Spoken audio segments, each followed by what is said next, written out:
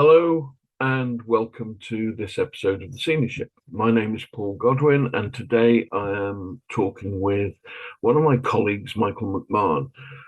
We will be talking specifically around the subject of grandfatherhood. Michael is grandfather to his 3-year-old grandson, Raphael, and they seem to have a very rich relationship. As you'll see from this interview, Michael has made a fair amount of effort to make sure that he is involved in Raphael's life, and his story is a fascinating one. So we touch on a little bit of Michael's backstory, and then most of the interview is talking about his relationship with Raphael. Stick around, hope you enjoy it, and if you like Michael, be aware that he carries out most of our interviews. So look out for other seniorship interviews. Thank you. Enjoy the chat.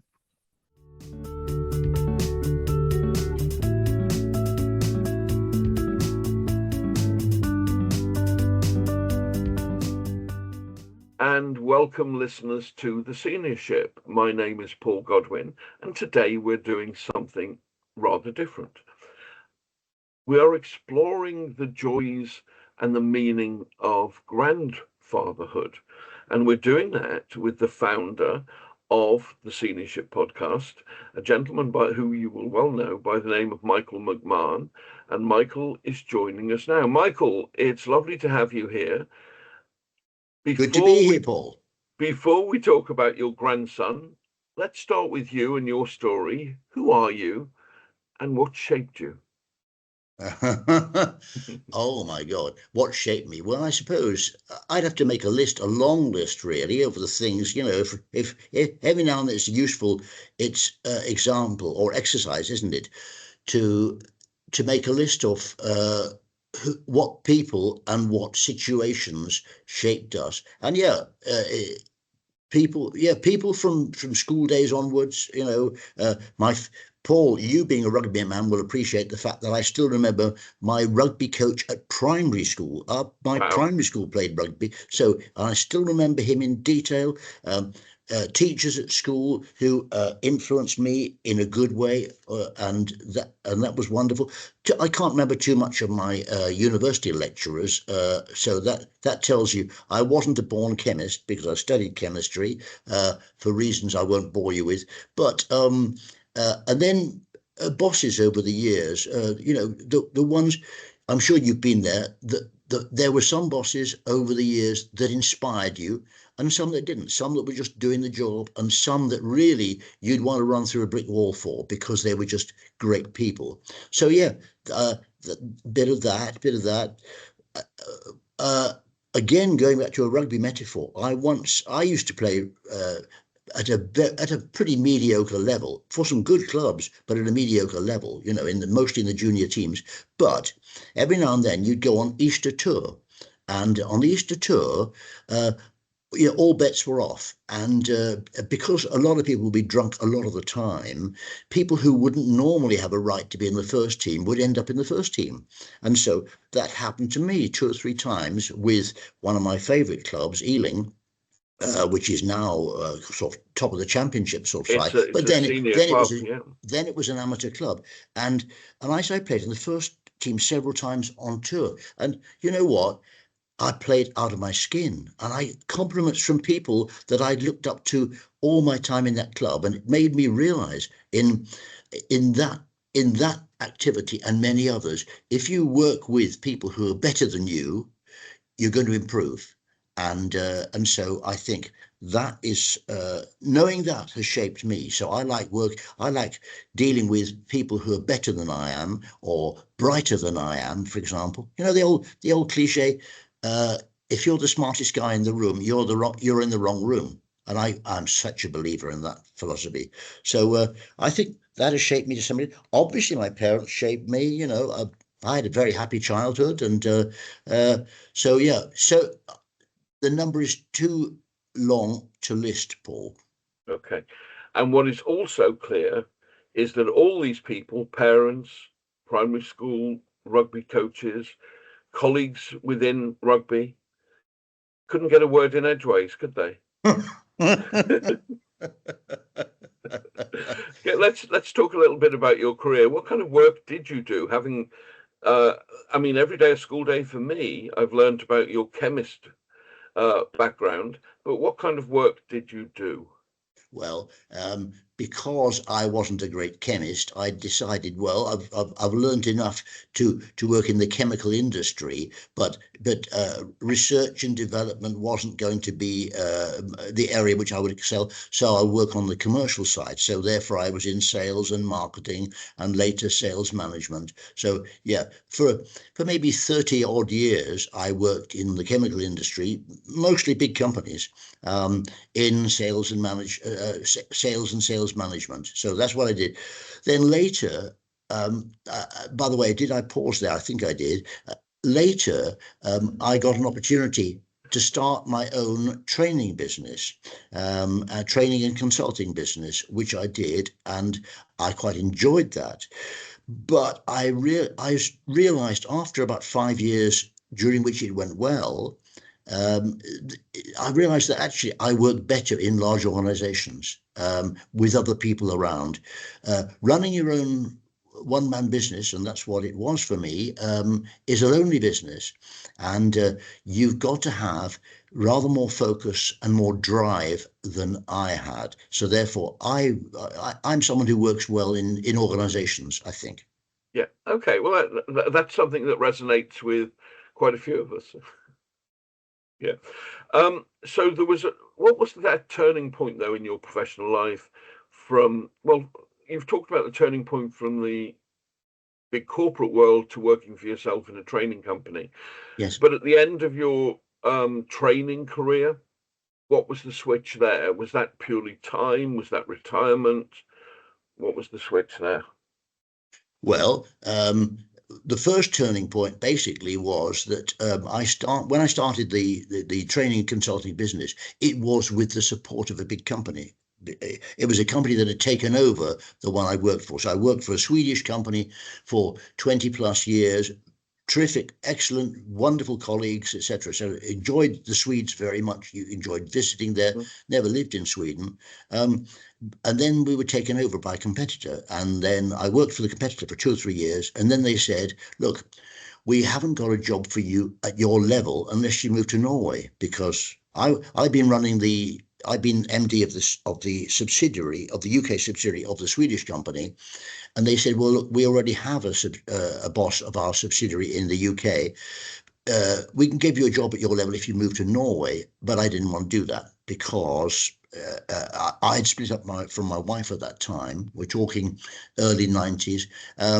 And therefore I thought, well, if I move to Norway, I will rarely see my children. And so I wasn't going to do that. So they said, alternatively, you could start your own business because we have a lot of work for you. We have a lot of work for you.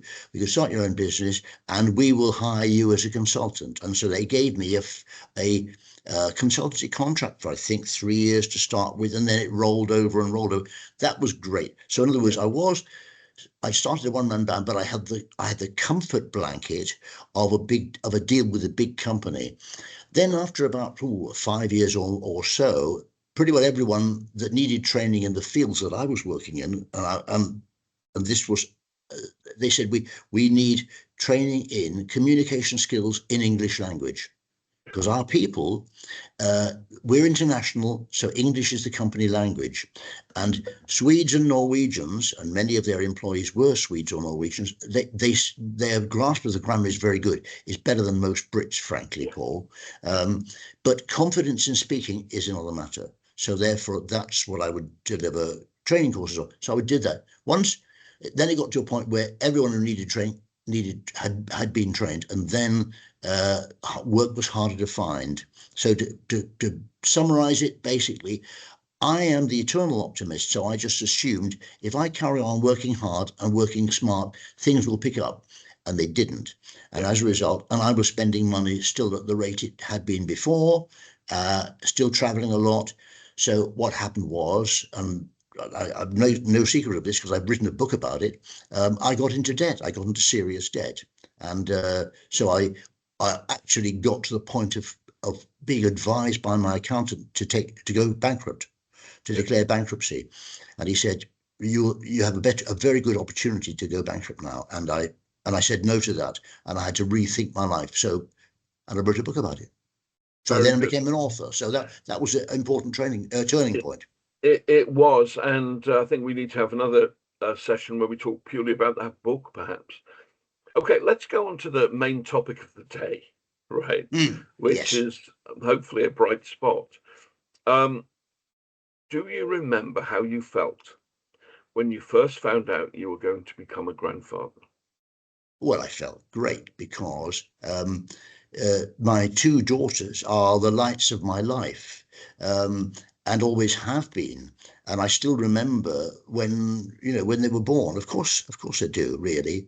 And I still remember also at the time when my wife was pregnant, when my first daughter was being expected, a friend of mine, a business associate, a Danish guy, a real playboy, a drinker. He said to me, "Oh," he said, when the baby is born, you will phone me. I will come over to England. I will drink with you." Because he said, I still remember the minute when my first child was born. You think that nothing can kill you, and I thought, what a wonderful way to put it. And this Yes. was a guy.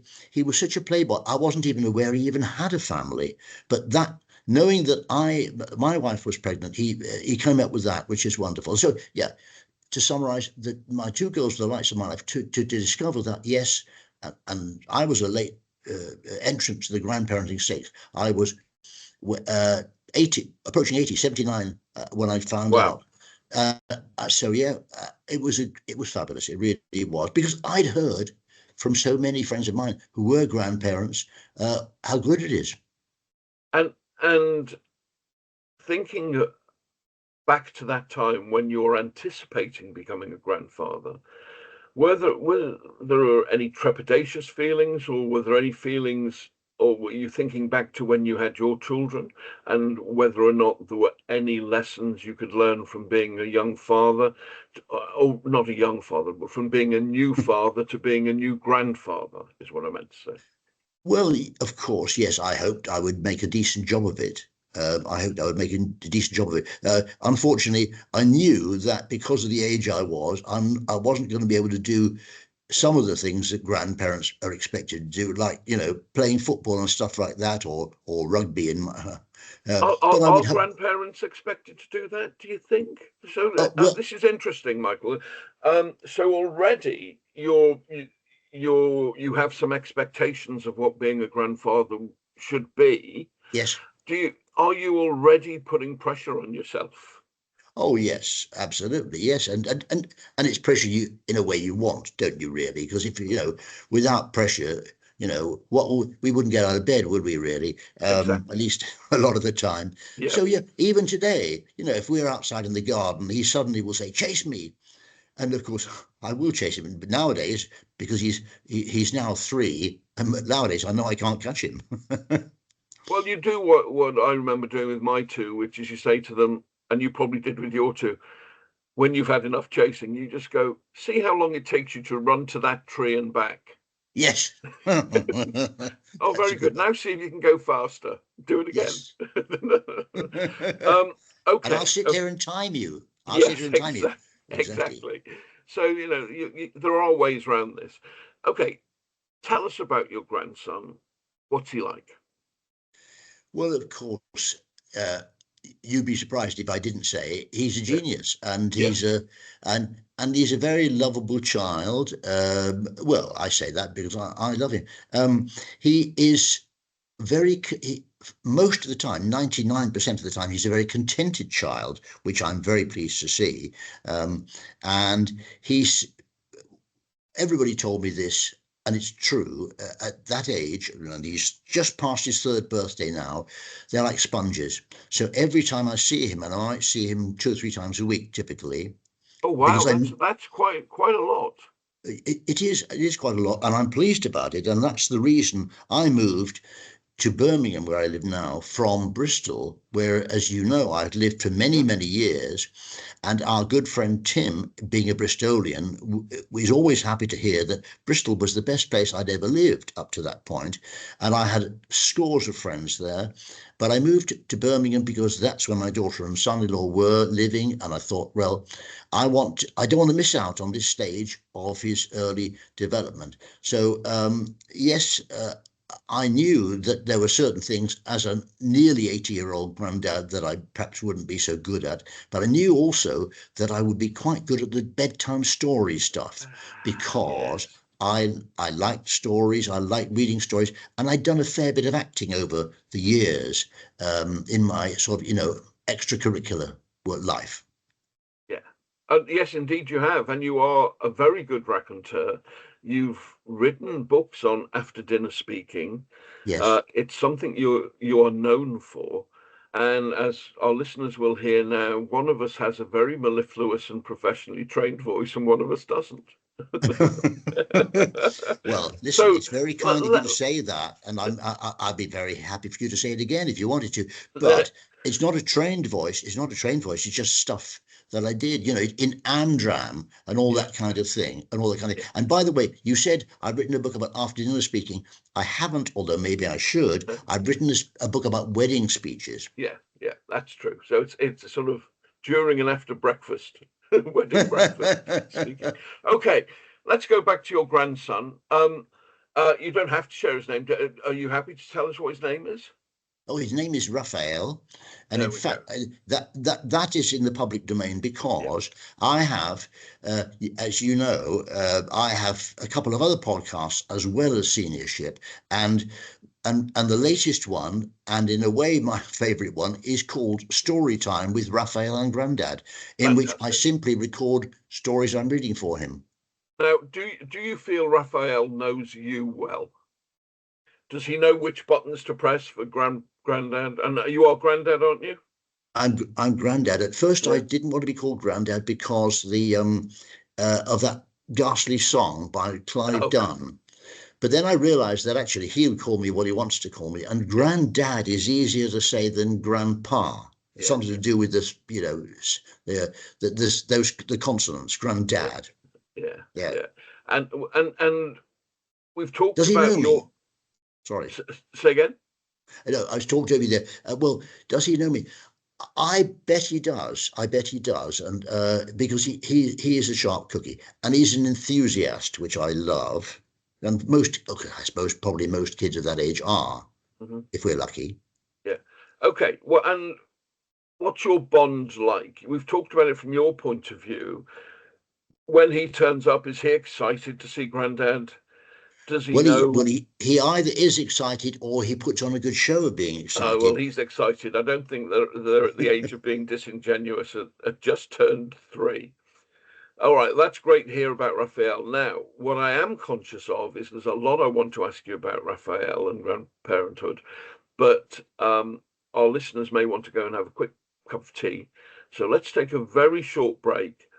You and I will do the same, and we'll be back here in a minute.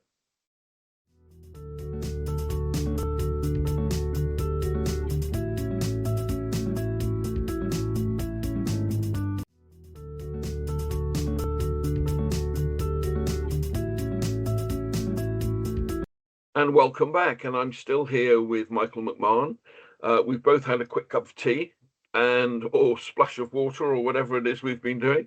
And we're about to continue with Michael talking about his relationship with his grandson, Raphael, who's just turned 3. And the reason we're talking about this is Michael and I were due to have a meeting a few weeks ago, if that, and we moved the day because Michael was taking a day out on the Severn Valley Railway with his grandson, and I think his grandson's parents, or one of them, One of them. um, and I never asked him about the day properly. So you recently spent this day with Raphael on the Valley Railway. Tell us about the Severn Valley Railway, because that's interesting. And what was the day like? The day was wonderful. The Severn Valley Railway runs from Kidderminster, which is, I don't know, maybe 20 miles to the west of Birmingham, where I live, and runs northwards roughly to a place called Bridgnorth. And it's a journey of maybe an hour and 10 minutes, something like that. Half a dozen stations in between, a museum halfway at the halfway point, which is called the Engine House, which is full of old steam engines, beautifully restored steam engines that just sit there. And the trains, mostly a fair number of them are steam engine, hauled by steam engines. But because we've had such a dry summer, some of them are diesel to reduce the risk of trackside fires. I've been on quite a few heritage railways, which is the technical term, and this I think is one of the best, partly because they have taken a lot of trouble not only to have beautifully restored steam engines, but also beautifully restored coaches, really old coaches. For example, we travelled in a coach that was teak, made of teak, as some coaches used to be in, say, the 1920s. So I really like that railway, and also it's volunteer run, and so the people who are dealing with you they're enthusiastic and they're fun people, and they're there because they want to be there. It's a wonderful, of the many heritage railways in Britain, and we seem to be we're all mugs for nostalgia, are we not? We are. In this country, yeah. It strikes me as one of the best. And so it was, I knew it'd be good. I've been on it a couple of times before with my daughter, funnily enough. My elder daughter has been on, just me, before Raphael was born. And then we've been again after Raphael was born. So this was his second trip, but he was old enough now to appreciate it. And my gosh, he did. He really did. Is it a full gauge railway? It's not a narrow gauge railway, is No, it? it's a so-called standard gauge railway. Yeah, Okay. it was part of the network. And so you pick up the train at Kidderminster and you go to Bridgnorth. Do you then come back? So do you do the whole Well, 3 hours or? yes, that's what we did. Yes, we got there. We had a little wander around Bridgnorth. We had some lunch in a pub, and we came back. Now there are other things we could have done, but we decided that would make the day too long for Yeah, him, really. yeah. And That's a so long day. it is a long day, exactly. That's right. So we had a couple of hours in Bridgnorth. Bridgnorth is unique for being a town on two levels, separated by a cliff, and there is a cliff railway separating the two, which is wonderful. Victorian Cliff Railway, and on another occasion we might have gone on that, but we decided no, that would make the day too long, so we didn't. We could see it, but we didn't go on it. So there you are, giving ideas to me and our listeners for Yes. days out in Bridgnorth. Was there a moment in the day, Michael, that really stood out for you? So a year or two from now, when you look back on that day, what's the image that'll come into your head? Well, I suppose. Well, I mean, bonding with your children and with your grandchildren is a thing. It's hard to define, isn't it? Really, but you know it when it happens. And so, for example, when we got off the train and we were walking into town, we got to walk across quite an elevated bridge over a gorge, you might say, really, because Bridgnorth is very hilly. Um, and so it was quite important to me. I'm not good with heights, so it's quite important to me to make sure that one or other of us held his hand all the way across that bridge, although the bridge was very Absolutely. well protected. But it was really nice to see that, at the age of 3, etc., he would hold my hand with no hesitation, not try and pull away. Although he's an enthusiastic and energetic kid, he knew he'd got to behave himself. So that was a terrific part of it. It really was. It's Yeah. interesting because what looking back, and of course this is me, and the sample of one is extremely dangerous, but I look back on memories with my own children. I don't have grandchildren, and for any days such as that, there are little flashes of images and things like holding a hand or whatever. When it happens, you don't think I'm going to remember this moment. But as the years go by, you suddenly think, oh, that was the moment I remember. I don't remember anything else from the day, really. I know we were there. I remember doing I'm thinking one to the North Yorks Railway, or the railway in Yorkshire, which is a steam railway, which is quite famous and has Oh, been the it. North York Moors. Is it right? And we've done that. And I have a memory of my son, my younger son, who's now in his 30s, um, with an ice cream cone that he'd almost finished, and he stuck it on. He was about 7, and he put it on the end of his chin, so he looked like a pharaoh. And at the time, I'm thinking, you get nice cream on your shirt, and while you're doing that, I'm going to have to wipe that off and all of this. But over the years, that's the one thing I remember from that day. It's very funny. How do you think young Raphael experienced that day? Well, well, I, the thing is, yes, of course, it was what I'm describing to you is bonding between him and me, but also his dad was there. Now, his mum wasn't because she was working, Mm. but his dad was there because his dad has his own business, so he can take time off during the day, obviously, because he's his own boss, Yeah. and the good boss he is too. He and so his dad was there, so. I unusually for me took lots of pictures of the two of them fooling around together on the train on the way back.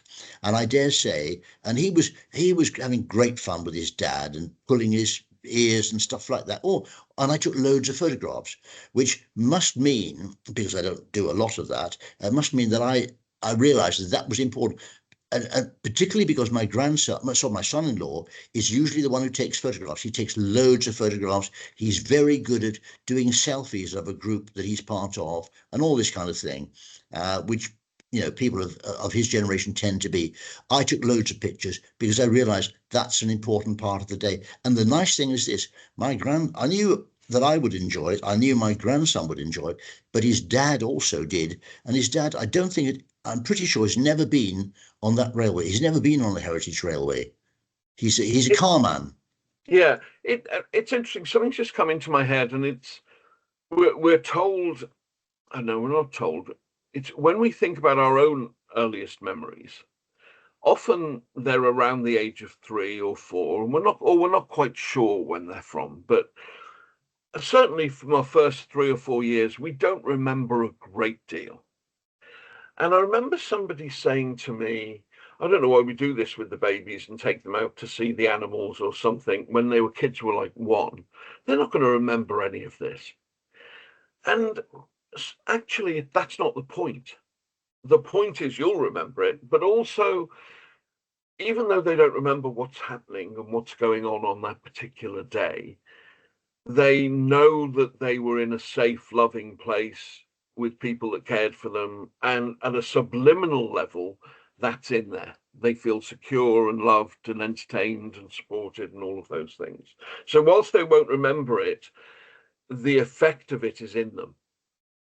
Well put, Yeah, Paul. I think. Okay, so let's take a turn into the home straight. And I want to talk more about those sort of things. What do you get from this relationship? You've moved to Birmingham, you're spending more time with Raphael, you clearly enjoy it, but what do you get from it? Can you remember life before him? And how is your life different now, and in what ways is it better? Well, yes, it is different. It is better. In what ways? Well, um, I know that I am with stuff that I know I'm good at, which is telling stories, reading stories. I don't make up stories. There are so many good stories around written by Yeah. people who are far better at it than I am. So I know exactly who are the authors I will go for. I will go for people PD that I'm James, sorry. PD James. Precisely. Yes, A.A. Milne features because I knew his stuff from when my daughters were small. I remember his stuff from when I was small, Winnie the Pooh, and when we were very young, and now we are 6, all those. And so, yes, he features. The Reverend W. Awdry features Thomas the Tank Engine, Yeah. but of the current ones, and maybe better still, there's somebody called Julia Donaldson who is in a league of her own, as far as I can see, in terms of the way her stories are engaging. Very often they're in rhyme, which helps, of course, memory, as we know. Or if they're not in rhyme, they'll scan. So I love all that. And the nice thing is, very often he now likes stories that his mother liked when she was small, and I read to his mother, and so Okay. that's a terrific thing. But okay, well, picking up on that, how does the relationship you have with him differ from that of a parent? So when looking back on your relationship with his mother at that age and your relationship with him at this age, well, what's the key difference?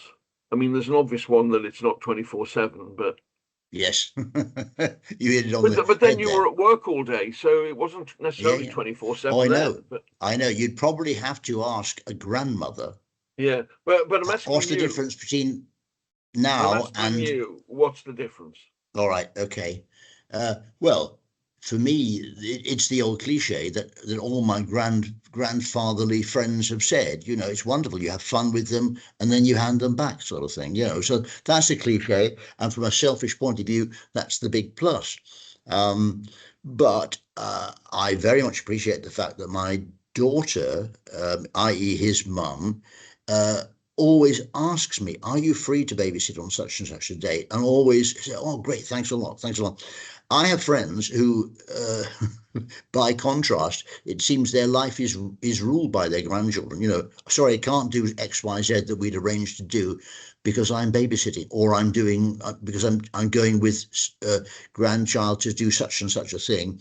And it didn't seem as if they were consulted very much in the decision. So I'm lucky in that regard, Paul. Yeah, okay. And has Raphael taught you anything about yourself? Oh, What have you learned about Michael in the last 3 years? oh, starting with easy ones, eh? Yeah, Um, uh,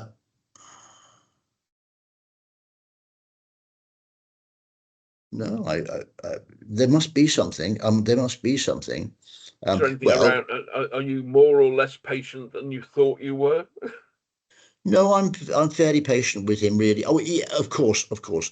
Even though he's a very good boy, as the saying Yeah, goes. Like every now and then he'll throw a wobbly, and I hope I'm, luckily his one of his parents is always with us when that happens. What I've not done yet actually is spend time with him on my own, Paul, yeah, and I suppose in a way, uh, the fact that I have not invited that possibility tells me something, which is I would be scared witless of losing him. really, Yes, really. I would. I would. In a way, even more so than with my own children. I don't know, because kids at that age, they move fast, and if he took it on his into his head to run off somewhere, if we were in a shop or a shopping centre or whatever it was, it took him, and he was feeling particularly Yeah, devilish, so to speak, ran off, I'd struggle to keep up with him. Therefore, it would really worry me. So I have not invited those opportunities. Perhaps I should have done, but I haven't. So yeah. that's telling me something about myself. Well, look, far be it from me as a non-grandfather, to tell a grandfather how to grandparent. I mean, maybe, you know, it, the opportunity may arise to look after him in his own home without his parents, maybe at Oh some yes, point, yes, yeah, that's and see happened. how that Yes, goes. And with all the doors locked and closed, yeah, yeah. But maybe, well, he's going to grow up a lot in the next year as well. oh, So, he's already doing it. Yes, so let's just think back to your own grandfathers. Did you yes. know them? I didn't know my paternal grandfather. I only met him once or twice, because he lived a long way away, and I think I met him, yeah, maybe twice. He died in about 63. and my maternal grandfather, I knew a little bit, and this old the saying, "What's your earliest memory?" One of my earliest memories is walking along with him in the driveway of his house, which was in West Wales, in Pembrokeshire, in the driveway of his house, and he would always walk in a very stately way because, as we know, grandfathers were older in those days than they are They now. they He'd were. always say, and he would always have his hands clasped behind his back, and I would do exactly the same. Oh, very Prince Philip. Now, whether that's because I remember doing it or because my parents told me I did it, but I always did that. That's quite a sweet thing. That's quite Mm, sweet. It's mm. interesting when you say that grandparents were older in those days. I look back at my grandfather. Well, there's one I sort of remember in flashes, but there's one I knew quite well. He died when I was in my early mid-20s, 23, 24. But I remember thinking was old from day one, and he must have only been 48, 49, maybe even 50 when if that, when, oh no, he'd have been very early 50s, but to me, he was an old man. He had Well, white hair from an early age. absolutely, Is what absolutely. it Well, is. I've as you see, You look like a grandpa. You look like a grandfather or a granddad or a grandpa or a papa or whatever. Okay. absolutely. Yeah. See, I'm thinking of getting a stick to ensure that I always get a seat on the bus or tube or whatever it is. Okay, we are on the home straight now. What do you? This is a tough one, I think. So I'll give you a second to think of it. What do you hope Raphael remembers about you as he grows older? When he looks back on Granddad Michael. Well, uh, he'll remember probably Granddad Mike because my son always Yeah. calls me Mike. But what he'll remember, qualities he'll remember, I hope he remembers that even though I was pretty ancient, I was enthusiastic and supportive, and that I was fair. Well, I think that's not a problem because I don't generally have to get involved in the situations where fairness comes into it. But I hope he's going to remember I was enthusiastic and fair, and that I was someone who encouraged him. Yeah, Okay. because that's so important, isn't it? Really, we've all been in those situations, have we not? In our schoolwork, our playing rugby or whatever it was, really, when you needed encouragement. Yeah. And those times, I still remember them. Times going back to rugby again, where somebody I respected, i.e., one of the elder statesmen of the club, would say, "Oh, you played a really good game there." You think, that encourages you, and you want to do it the next time, don't you? Well, Yes. I hope that he remembers that about me too, in different I think areas. that's a lovely thing to have if he does remember that, and I'm sure he will. Okay. And what would you say to somebody who's about to become a grandfather for the first time? I would say, well, aren't you lucky? Because it's going to be wonderful. It's And it is. And it absolutely is. That's absolutely lovely, and I think it's a perfect spot to end. Michael, thank you for sharing your story and Raphael's story, and long may it continue. Maybe even to the point where you are reading P.D. James to him. Who knows? Thank you, Michael, Paul. thank you. I'm going to hand back the microphone to you for future interviews, and you can be on this side of the desk. It's been a pleasure. Take care. Have a good Thank you, day, and have a Paul. good day, everybody else. Bye bye. Bye bye.